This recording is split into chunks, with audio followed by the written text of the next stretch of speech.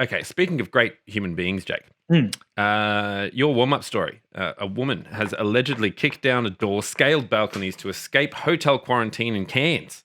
Yes, yeah. She got sick of the quarantinis, quite clearly. I think they could do without a few words in that sentence. I think it should be woman allegedly kicked down doors, scaled balconies to escape Cairns. Yeah, exactly. Yeah. You just need to cut it off there. Yeah, look, it's one of those things.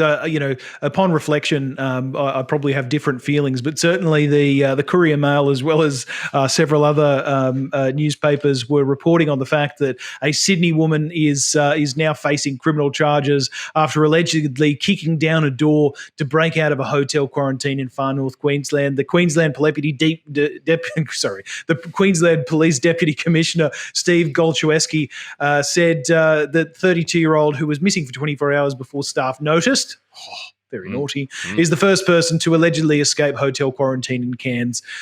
He says that the woman started quarantine at the Cairns Pacific International Hotel. Well, that was the first problem. No, I'm only kidding. I've never been there.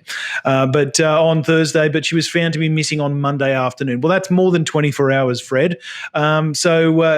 Anyway, look, she said the police officer said she kicked the door. Quote: she kicked the door in, so fairly motivated. Yeah. The deputy commissioner said that the woman was later found at her mother's home in the suburbs of Cairns on Monday afternoon. So she was opting for a home quarantine, you might say. Yeah, well, that's certainly one of the options that have been on the table. Yes, but not currently allowed. No, not currently allowed. It is one of those things, though, Greg, and I must admit, it's just one of those things.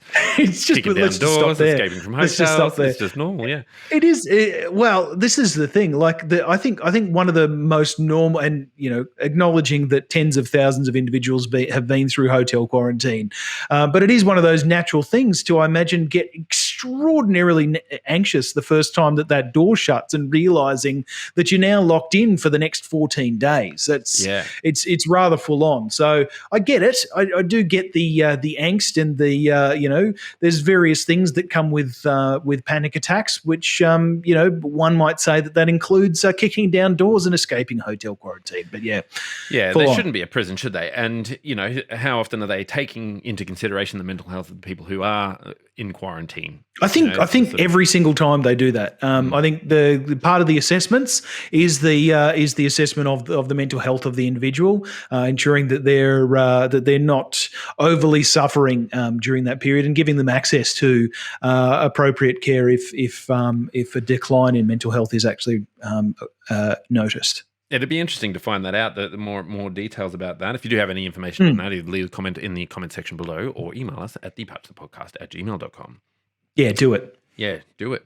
But yeah, we've been in lockdown here in New South Wales for a couple of weeks, and for 1.5 You guys wouldn't know anything about lockdown, would you? No. That was a good segue. And, well, I'm in my house, and it's, home quarantining, are we? Yeah, home quarantining. Yeah, it's not dreadful, but it's not what I would call amazing either.